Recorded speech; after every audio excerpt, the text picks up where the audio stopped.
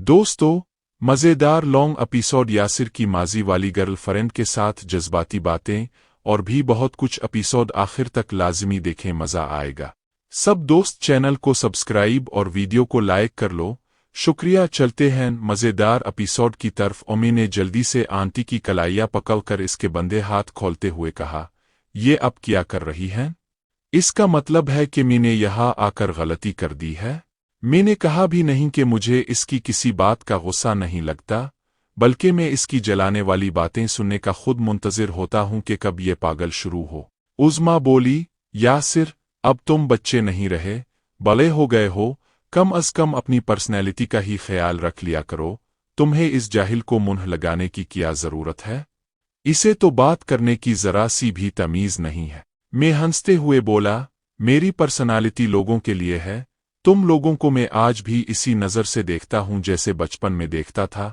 और रही नसरीन की बात, तो वो जैसी भी है मगर दिल की साफ है, इतना मैं इसे जानता हूं, इसलिए मैं इसकी बातों का बुरा नहीं मानता। अच्छा छोड़ो इस बात को, ये बताओ जुनेद ने काम के लिए सूट देकर गया था? उज़्मा बोली, हाँ, दे गया था, सूट तैयार हो गए हैं मगर जुनेद लेने नहीं आया। मेरे कुछ बोलने से पहले ही आंटी बोली, यासिर, तुमने अगर बाजार जाना है तो तुम सूट ले जाओ, क्योंकि जुनेद जो पैसे देकर गया था वो तो खत्म हो गए हैं। तब वो आधे पैसे देकर गया था कि बाकी के पैसे काम मुकम्मल होने पर देगा। मी ने कहा, अब फिक्र मत करे, मैं जुनेद से पूछ लेता हूं कि आपको कितने पैसे देने हैं। उज़्मा झट से बोली, मैं तो कहती हूं कि मैं भी तुम्हारे साथ चलती हूं, अगर मजीद कोई आर्डर हुआ तो वो भी लेती आऊंगी। ये ना हो कि जुनेद भाई आगे आर्डर देने में देर कर दे, वैसे भी हम सारा दिन फ्री होती हैं, इसी बहाने मसरूफ तो रहेंगी। साथ ही उज़्मा ने इस अंदाज में मुझे आंख मारी कि आंटी फौजिया को एहसास भी नहीं हुआ। चूंकि मैंने कुछ देर पहले ही सदफ को मिला था, इसलिए अभी तक उज़्मा के बारे में रत्ती बराबर भी ख्याल नहीं आया था, मगर जैसे ही उज़्मा ने खुद मेरे साथ जाने का इजहार किया तो साथ ही मेरी नज़र इस पर चली गई। उज़्मा की बात सुनकर आंटी झट से बोली, देख लो, अगर यासिर कहता है तो तुम भाई के साथ चली जाओ, वापसी पर तुम्हें भी छोड़ जाएगा। आंटी फौजिया के मुंह से भाई सुनकर मैं भी हंसते हुए कुन आंखें उज़्मा की जानिब देखने लगा तो उज़्मा के चेहरे पर भी शर्मिंदगी के आसार नुमायां होते नजर आए। ऊपर से इसने जिंक कलर का खुशबूदार रेशमी सादा सूट पहन रखा था। आंटी की बात सुनकर मैंने जेब से मोबाइल निकालते हुए कहा, एक मिनट, मैं जुनेद को कॉल करके पैसों का भी पूछ लूं और ये भी पूछ लूं कि अगर मजीद आर्डर है तो मैं उज़्मा को साथ ले आता हूं। मेरी बात सुनकर उज़्मा ने फिर से मखसूस अंदाज में मुझे आंख मार दी।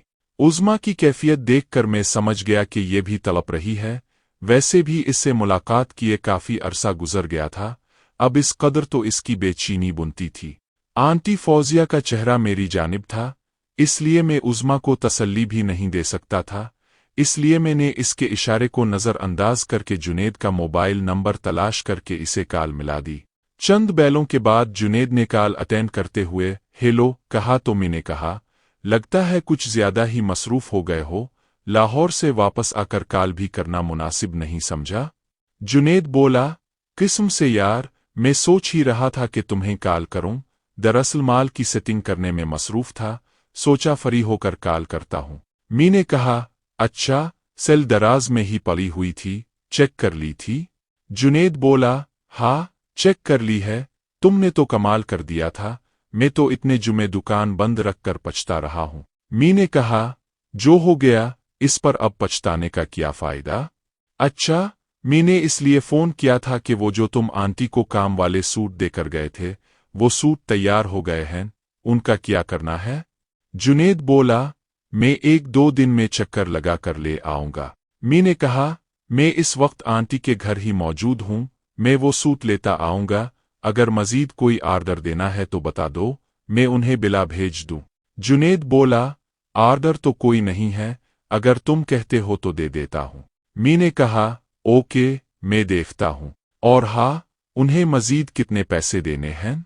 जुनेद बोला, 10,000 मैंने दे दिए थे, बाकी 15,000 और देने हैं। मैंने कहा, ओके, मैं उन्हें पैसे देकर सूट ले आता हूं, तुम मुझे वो पैसे दे देना। जुनेद बोला, ठीक है। मैंने कहा, बाकी मैं आकर तफसील से बात करता हूँ। जुनेद बोला, ओके, आ जाओ, इसी बहाने नई वाराटी भी देख लेना।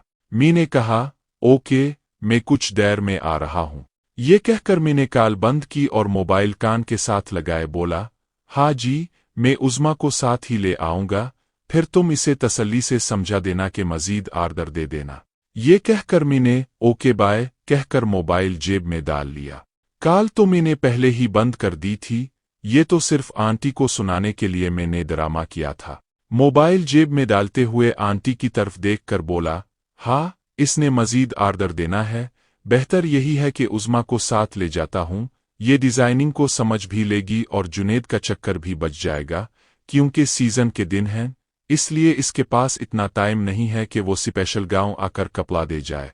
आंटी ने उज़्मा की तरफ देखते हुए कहा, तुम जाकर बुर्का पहन लो और आते हुए सूतों वाला शापर भी उठाती लाना, फिर भाई के साथ चली जाना। उज़्मा के गालों पर नमूदार होती सुर्खी बता रही थी कि इस वक्त इसके मन में कैसे लड्डू फूट रहे हैं। उज़्मा उठकर कमरे की जानिब चली गई तो आंटी बोली, और सुनाओ, तुम्हारा ज़मीनों वाला काम कैसे चल रहा है? मी ने जेब से पर्स निकालते हुए कहा, मकई बीज दी है, अब इसके तैयार होने का इंतज़ार है। आंटी बोली, और जो डेरा बना रहे थे वो मुकम्मल हो गया है? मैं पर्स से पैसे निकालते हुए बोला, नहीं, अभी लेंटर डालना है, मज़ीद 1-2 हफ्ते लग जाएंगे। आंटी ने हम कहकर कहा, मैं तो समझी कि शायद तैयार हो गया है, इसीलिए काफ़ी दिनों से कैसर को देखा नहीं, वरना वो सलाम दुआ करने आता रहता था। आंटी की बात सुनकर पैसे गिनते हुए मेरी उंगली रुक गई। मैंने दिल ही दिल में कहा कि अकेली बेटी में आग नहीं लगी, माँ की भी भाई कैसर के लिए तड़प रही है। मी ने कहा, मैं कुछ मसरूफ था, इसलिए भाई की ड्यूटी घर पर लगा रखी है, क्योंकि अबू की तबीयत ठीक नहीं रहती और मुझे किसी न किसी काम के गरज से बाहर जाना पड़ जाता है, इसलिए घर में किसी का होना जरूरी है। आंटी बोली, चुल्लू, अच्छी बात है, आखिर तुम्हारे अबू के पास भी तो किसी का होना जरूरी है। मैंने हम कहते हुए 15,000 गिनकर आंटी को पकलाते हुए कहा, ये बकाया पैसे हैं, अभी जुनेद मजीद आर्डर देगा तो इसके भी एडवांस पैसे लेकर उज़्मा को दे दूंगा। आंटी पैसे पकड़ते हुए बोली, तुम क्यों दे रहे हो? जुनेद खुद ही दे देगा। मैंने कहा, कोई बात नहीं, अभी आपको जरूरत होगी, मैं जाकर इससे ले लूंगा। 15,000 मिलने के साथ मजीद पैसे लेने की उम्मीद पर आंटी फौजिया खुशी से निढाल होकर ढेर सारी दुआएं देने लग गईं। कुछ देर हमारे दरमियान बातों का सिलसिला जारी रहा। इस दौरान मैंने उज़्मा को साथ ले जाने का तरीकाकार सोच लिया था, मगर उज़्मा से मिलने के लिए मुझे एक बार घर जाना पड़ता था, क्योंकि सूफी के घर की चाबियां मेरे कमरे की अलमारी में पड़ी हुई थीं। मेरे तो वहम और गुमान भी नहीं थे कि उज़्मा के साथ मंजर बन जाएगा, वरना मैं चाबियां लेकर आता, बल्कि सदफ के साथ भी अचानक मंजर बन गया था। मैं तो सिर्फ डेरे पर नजर मारने और शादी और माजू को मिलने के गरज से गाँव आया था। उज़्मा को मैं कल परसों तक मिलने पर भी नहीं ला सकता था, क्योंकि आज नाजी को आ जाना था, फिर 3-4 दिन के लिए तो मेरा घर से निकलना बिल्कुल ही मुश्किल हो जाना था। उज़्मा को शाह पर उठाए कमरे से निकलते देख कर मैंने कहा, तुम रखो, मैं गाली लेकर आता हूँ। ये कहकर मैं बाहर की जानिब चल पड़ा। बाहर निकला तो गार्ड गाली बाहर निकाल कर गाली के पास ही खड़ा था। मैं इसके पास जाकर बोला, मैंने आंटी लोगों को शहर लेकर जाना है, मेरे आने तक तुम लोग बैठक में बैठे रहो। गार्ड बोला, मगर साहिब जी, आप अकेले जाएंगे? ऐसे हालात में आपका अकेले जाना ठीक नहीं है। मैंने कहा, तुम फिक्र मत करो, मैंने कौन सा शहर से बाहर जाना है, बस कुछ ही देर में वापस आ जाऊंगा। गार्ड बोला, जी साहिब जी, जैसे आपका हुक्म। गार्ड को बैठक में जाने का कहकर मैं गाड़ी में बैठा ही था कि मोबाइल की बेल बजने लगी। मैंने मोबाइल निकाल कर देखा तो शादी का नंबर था। मैंने कॉल अटेंड करके हेलो कहा तो शादी बोला, किधर हो? मैंने कहा, फी अलहाल तो गाँव ही हूँ। शादी बोला, डेरे पर नहीं गए? मैंने कहा, जाना था, मगर घर से कॉल आ गई, इसलिए मुझे भी वापस जाना पड़ रहा है, कुछ देर में दोबारा गाँव आऊंगा। शादी बोला, चल ठीक है, मुझे भी थोड़ा टाइम लगेगा, इसीलिए तुम्हें कॉल की थी कि कहीं डेरे पर बैठे मेरा इंतजार ही ना करते रहना। मैंने कहा, कितनी देर लगेगी? शादी बोला, 1-1.5 घंटा लग जाएगा, पंचायत तो खत्म हो गई है, मगर वो लोग खाना खुलाने पर बजिद हैं, इसलिए चौधरी साहिब को रुकना पड़ गया है। मैंने कहा, ठीक है, मैं वापसी पर एक दफ़ा तुम्हें कॉल कर लूँगा। शादी ने ठीक है कहकर कॉल बंद कर दी। मैंने मोबाइल डैशबोर्ड में रखकर गाड़ी आगे बढ़ाते हुए आंटी फौजिया के दरवाजे के पास गाड़ी ले जाकर दरवाज़ा खुला देखकर गाड़ी में बैठे ही उज़्मा को आने का इशारा किया। तभी नसरीन कमरे के दरवाजे में खड़ी होकर खा जाने वाली नज़रों से मुझे देखने लग गई। नसरीन की हालत देखकर मैंने गाड़ी में बैठे ही इसे मुंह चला दिया। नसरीन वहीं से लानत डालने वाले अंदाज में दोनों हाथ मेरी जानिब करते हुए ना जाने क्या कुछ कहने लगी। इसका खिलखिलाकर हंसने का अंदाज देखकर लगा। तभी आंटी ने इसकी हरकत देखकर इसे गालियां निकालना शुरू कर दीं, तो वो फिर से कमरे में चली गई। इसी दौरान उज़्मा मेरे साथ वाली सीट पर बैठती हुई बोली, यासिर तुम भी बाज नहीं आते, फिर इसे छेड़ दिया है ना? मैंने हंसते हुए कहा, मैंने तो इसे कुछ भी नहीं कहा, पता नहीं वो मुझ पर किस बात का गुस्सा चलाए हुए है। उज़्मा बोली, वो पहले ही मेरे साथ जाने पर भौंक रही थी, ऊपर से तुमने इसे मजीद छेड़ दिया। मैंने कहका लगाकर हंसते हुए कहा, यार मैं तो गाड़ी में बैठा हुआ हूँ, मैंने इसे कब छेड़ा है?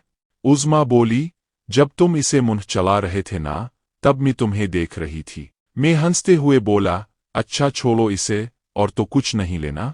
उज़्मा बोली, सूतों वाला शापर ही था, और क्या लेना है? मैंने कहा, सेफ्टी पैकेट की जरूरत तो नहीं? उज़्मा ने बमुश्किल खुद पर कंट्रोल करते हुए ज़ेर लब मुस्कुरा कर कहा, अम्मी देख रही हैं, यहाँ से तो निकलो, फिर बताती हूँ। मैंने आंटी की तरफ देखकर सलाम करते हुए जाने की इजाज़त मांग कर गाड़ी आगे बढ़ा दी। गिल्ली से निकलकर मैंने उज़्मा की तरफ देखते हुए कहा, लगता है आज तुम्हारा मिलने को बहुत दिल कर रहा था? उज़्मा बोली, अब तुम्हारा दिल नहीं करता, वो अलग बात है, मैं तो हर वक्त तुम्हारे बारे में ही सोचती रहती हूँ, मगर तुम अब अमीर बंदे हो गए हो, इसलिए गरीबों की तरफ तुम्हारा ध्यान ही नहीं जाता। मैंने गियर से हाथ हटाकर उज़्मा के घुटने पर हाथ रखते हुए कहा, तुम्हें लगता है कि मैं बदल गया हूँ? उज़्मा ने मेरे हाथ पर हाथ रखकर हाथ को दबाते हुए कहा, बदलने वाली तो बहुत दूर की बात है। सब कुछ सामने नजर आ रहा है, खुद ही गौर कर लो, मुझे कुछ कहने की जरूरत पेश नहीं आएगी। मैंने कहा, मैं इस बात को मानता हूं कि अब पहले जितना टाइम नहीं दे सकता, और इसकी वजह भी तुम अच्छी तरह जानती हो कि मैं आए दिन किसी न किसी मसले में फंसा रहता हूं, और ये तुम ही नहीं बल्कि मेरे घर वालों को भी यही शको रहता है कि मैं कई कई दिन घर ही नहीं आता।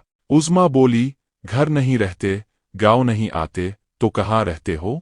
मैंने कहा, बताया तो है कि कोई ना कोई मसला बन जाता है, जिसकी वजह से मुझे कई कई दिन घर से बाहर रहना पड़ता है, कभी चेक भारत, कभी लाहौर, तो कभी इस्लामाबाद। उज़्मा ने हम कहकर कहा, अच्छा अब हमें किधर जाना है?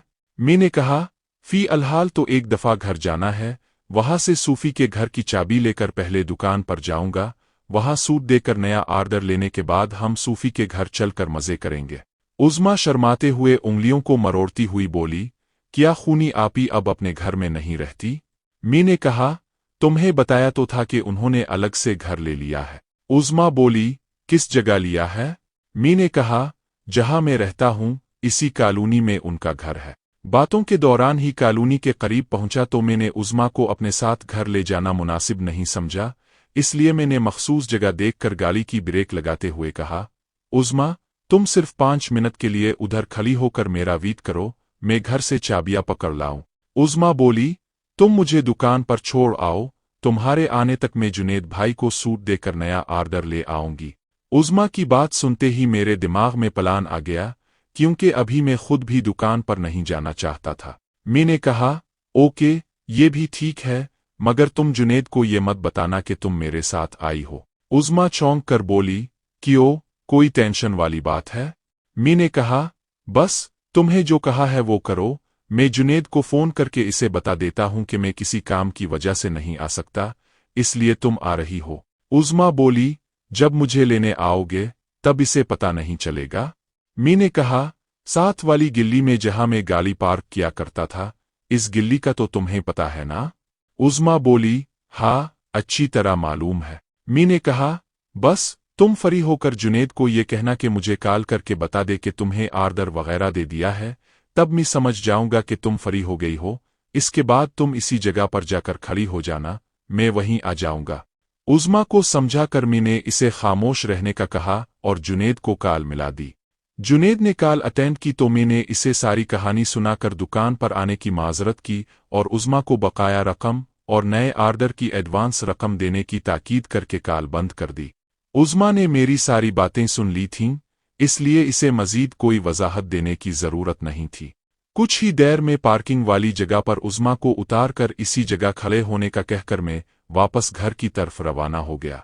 पहले तो मैंने उज़्मा को इतना सर पर नहीं सवार किया था, मगर रास्ते में करीब से इसे देखने के बाद मैं ज़हनी तौर पर तैयार हो चुका था। वैसे भी इसके बाद मुझे घर जाकर कमरे में बंद होना था, फिर सूफी लोगों के पास जाकर टाइम गुजारना था, और वहाँ माही की मौजूदगी में मुझे कन्फ्यूशन होने लग जाती थी, इसलिए टाइम गुजारने का भी बहाना मिल गया था। कुछ देर में मैं बाजार की गिल्ली की नाकल पर गाड़ी रोक कर मैंने एक बार फिर से उज़्मा को सारी तफसील समझाई और इसे गाड़ी से उतार कर घर की जानिब रवाना हो गया। कुछ देर में घर पहुंचा तो मैंने गाड़ी अंदर खड़ी करने की बजाय बाहर गिल्ली में ही गाड़ी पार्क करके जब अंदर दाखिल हुआ तो सबसे पहले काका ने हैरत का इजहार करते हुए गार्ड्स का पता पूछा तो मैंने कहा, उन्हें गांव छोड़कर कुछ सामान लेने आया हूं। काका बोला, साहिब जी, आप एक दो को तो साथ ले आते। मैंने कहा, नहीं, इसकी जरूरत नहीं थी, गांव से एक फैमिली मेरे साथ बैठ गई थी, इसलिए उन्हें साथ नहीं लाया। ये कहकर मैं मजीद कोई बात किए बगैर ड्राइंग रूम की तरफ चल पड़ा। ड्राइंग रूम में दाखिल होते ही अबू को देखकर सलाम करते हुए उनके पास बैठकर नाजी के बारे में बातचीत करने लगा, क्योंकि मैं तब ही जाना था जब जुनेद का फ़ोन आना था। कुछ देर अबू के पास बैठने के बाद मैंने अबू से इजाज़त ली कि मुझे एक ज़रूरी काम से बाजार जाना है। ये कहकर मैं अपने कमरे की तरफ चल पड़ा। कमरे में दाखिल होकर मैं वाशरूम में गया तो वहां से बोतल उठाकर जेब में डाल ली कि आज इसका इस्तेमाल करना ज़रूरी है। बाहर निकलकर मैं अलमारी की तरफ बढ़ा, तभी मोबाइल की बेल बजी। मैंने जल्दी से मोबाइल निकाल कर नंबर देखा तो जुनेद का नंबर देखते ही होंठों पर शैतानी मुस्कुराहट दौड़ गई। कॉल अटेंड की तो जुनेद बोला, मैंने उज़्मा बाजी को 30,000 दे दिए हैं, 15,000 पिछले और 15,000 एडवांस, और साथ में आर्डर का कपड़ा भी दे दिया है। मैंने कहा, वो पहले गई है कि उधर ही है? जुनेद बोला, उधर मेरे पास ही खड़ी है। मैंने कहा, इससे बात करवाओ। जुनेद ने उज़्मा को फ़ोन पकड़ाया तो मैंने इससे तसल्ली करने के बाद कहा, ओके, तुम जाओ और पैसे ध्यान से अपने पास रखना, ये ना हो कि रास्ते में गिरा दे। जुनेद के पास जो मोबाइल था, इससे आवाज़ बाहर तक सुनाई देती थी, इसलिए मैंने उज़्मा के साथ ऐसी कोई बात नहीं की जिसे सुनकर जुनेद को शक पड़ जाता। जुनेद से मैं डरता नहीं था, ना ही वो मेरा कुछ बिगाड़ सकता था, बस मैं अपने गुनाह अपनी ज़ात तक महदूद रखना चाहता था, इसलिए मैं किसी के साथ भी ऐसी बातें शेयर नहीं करता था कि जिससे मेरा करैक्टर लोश हो जाए। हालांकि जुनेद समेत शादी और माजू भी मेरी करतूतों के बारे में जानते थे, मगर मजाल थी कि मैं उन्हें पता भी चलने देता था। खैर, कॉल बंद करते ही मैंने जल्दी से चाबियां निकाल कर जेब में डालते हुए कमरे से निकला और उजलत के बगैर चलता हुआ बाहर आकर गाड़ी में बैठते ही गाड़ी को भगाते हुए शहर की जानिब चल पड़ा। कॉलोनी से निकलकर मैंने गाड़ी की स्पीड मजीद तेज कर दी ताकि उज़्मा को ज्यादा देर तक वहां खड़ा ना रहना पड़े। कुछ ही देर में गिल्ली के मोड़ पर पहुंचकर मैंने गिल्ली में गाड़ी मोड़ने की बजाय उज़्मा को खड़े देखकर हार्न बजाया, तभी उज़्मा भी गाड़ी को देख चुकी थी। हार्न सुनकर वो मेरी जानिब बढ़ने लगी। उज़्मा ने बुर्का पहनकर निकाब किया हुआ था, हाथ में शापर पकड़े होने की वजह से उज़्मा जिस अंदाज में चल रही थी, हर राहगीर की नज़रों का महवर बने हुए थे। शापर उठाने से अंदाजा हो रहा था कि शापर वज़नी है।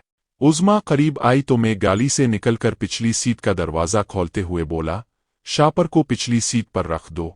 शापर रखने के बाद उज़्मा को साथ बिठाकर सूफी के घर की तरफ रवाना हो गया। रास्ते में उज़्मा बार बार यही पूछे जा रही थी कि वहां कोई मसला तो नहीं बनेगा। घर तक पहुंचने में मैंने इसे तसल्ली देकर ज़हनी तौर पर नॉर्मल कर दिया था। गिल्ली में दाखिल होते ही मैंने इसे चाबियां पकड़ाकर गेट की चाबी की निशानदेही करते हुए कहा, इस चाबी से गेट खोल कर तुम अंदर चली जाना, मैं गाड़ी पार्क करके आ जाऊंगा। गिल्ली में चहल पहल थी, मगर बार बार यहां आने से मेरा कॉन्फिडेंस बन गया था, इसलिए मैंने नॉर्मल अंदाज में गाड़ी पार्क करके अंदर दाखिल हुआ तो उज़्मा वहीं गेट के पास ही खड़ी थी। मैंने गेट लॉक करते हुए इसे ऊपर चलने को कहा। उज़्मा घर का जायजा लेती हुई सीढ़ियां चढ़ने लगी। ऊपर पहुंचकर मैंने दरवाज़ा खोलकर उज़्मा को अंदर दाखिल करके दरवाज़ा बंद करके लॉक कर दिया। उज़्मा ने निकाब उतार कर कमरे का जायजा लेते हुए कहा, ये किसका बेडरूम है? मी ने कहा, जो यहाँ रहते थे उनका ही है। उज़्मा बोली, मेरा मतलब है कि सूफी आपी का है आमाही का? मी ने कहा, दोनों का ही। उज़्मा बोली, यासिर, एक बात कहूं? मैंने इसके गाल से बालों को हटाते हुए कहा, हाँ बोलो। उज़्मा बोली, यासिर, मुझे पता है कि मेरी तुमसे शादी नहीं हो सकती, ना ही ये मुमकिन है। उज़्मा की बात सुनकर मैं बुरी तरह चौंकते हुए बोला, तो फिर? उज़्मा बोली, फिर भी मैं अक्सर सोचती हूं कि काश ऐसा मुमकिन होता तो तुम्हारे साथ शादी होने की वजह से मेरी आने वाली जिंदगी खुशियों से भर जाती। सूफी आपी कितनी खुश नसीब है जिसे ऐसा शख्स मिल गया जिसे पाने के लिए हर लड़की बेताब होती है। मैंने कहा, शादी करके भी यही कुछ करना था जो अब कर रहे हैं। वैसे भी ये नसीब की बात है, जिसकी जहां शादी हुई है वहीं होकर रहती है। उज़्मा ने गहरी सांस लेकर कहा, जरूरी नहीं कि इसी काम के लिए शादी की जाती है, इसके अलावा भी बहुत कुछ होता है। अगर मेरी तुमसे शादी हो जाती तो सबसे बड़ी खुशकिस्मती ये हुई थी कि मुझे तुम्हारा नाम मिल जाना था।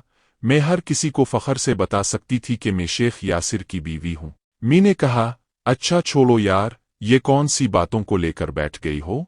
मेरा तुमसे वादी है कि मैं तुम्हारे लिए ऐसा लड़का ढूंढूंगा जो हर लिहाज से तुम्हारा ख्याल रखेगा। उज़्मा ने अफसुर्दा अंदाज में कहा, मगर वो यासिर तो नहीं होगा जिसके साथ मेरे बचपन की यादें जड़ी हुई हैं। मी ने कहा, यार क्या हो गया है? मैं कौन सा तुम्हें छोड़कर कहीं जा रहा हूं जो तुम ऐसी बातें करना शुरू हो गई हो? उज़्मा बोली, जब तुम्हारी शादी हो जाएगी तब तो तुम मुझे छोड़ ही दोगे ना? मी ने कहा, चुल्लू, इस बात का भी वादी रहा कि जब तक यासिर की सांसें चल रही हैं तब तक यासिर किसी भी हालात में तुम्हें छोड़ेगा नहीं। हमारी दोस्ती मरते दम तक ऐसे ही रहेगी। उज़्मा ने हसरत भरे अंदाज में गहरी सांस लेकर कहा, अगर तुमने मुझे इस काबिल भी रखा तो मैं तुम्हारी इतनी सी मेहरबानी पर ही तुम्हारी शुक्रगुजार रहूंगी। मी ने कहा, यार तुम्हें मुझ पर भरोसा नहीं? बताओ, मैंने तुम्हें कभी इस बात का एहसास होने दिया है कि तुम मेरे लिए गैर हो? मैं तुम लोगों को अपनी फैमिली समझकर हर लिहाज से तुम लोगों का ख्याल रखता हूं, इसलिए ऐसी फजूल बातों को दिमाग पर सवार करने की जरूरत नहीं। इससे पहले कि उज़्मा मजीद तवालत का शिकार होती, मैंने अपनी बात मुकम्मल करते ही कहा, अच्छा एक मिनट साइड पर होना, मैं वाशरूम जा रहा हूं। उज़्मा बोली, पहले मुझे जाने दो, फिर चले जाना। मी ने कहा, ओके, जल्दी आओ। उज़्मा उठकर वाशरूम चली गई। उज़्मा के बाहर आने पर मैं वाशरूम में घुस गया। उज़्मा ने पर्स से पैसे निकाल कर 15,000 मुझे देते हुए कहा, ये पैसे ले लो जो तुमने अम्मी को दिए थे। मी ने कहा, ये पैसे तुम अपने पास रख लो, अपने लिए अच्छे कपड़े ले लेना। उज़्मा ने काफी तकल्लुफ का इजहार किया, मगर मैंने जबरदस्ती इसे पैसे रखने पर मजबूर कर दिया। कुछ देर बाद हम वहां से निकलकर गांव की तरफ रवाना हो गए। गांव पहुंचकर मैंने उज़्मा को दरवाजे पर ही उतारकर अंदर आने की माजरत करते हुए गाड़ी आगे बढ़ाकर बैठक के बाहर गाड़ी रोकी और हार्न देकर गार्ड्स को बाहर बुलवाया।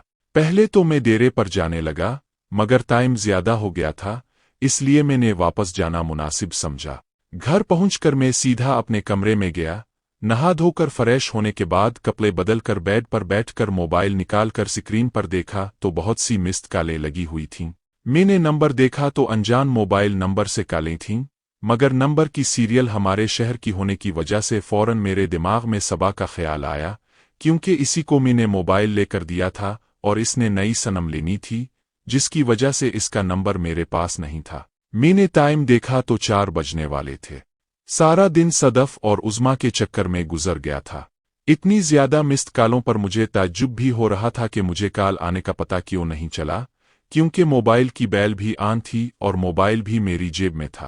पहले तो मैं बैक कॉल करने लगा, मगर ये सोचकर मैंने कॉल नहीं की कि अगर सबा का ही नंबर हुआ तो इस वक्त वो दुकान पर होगी। रात को फोन करने का सोचकर मैंने कॉल करने का इरादा मुलतवी कर दिया।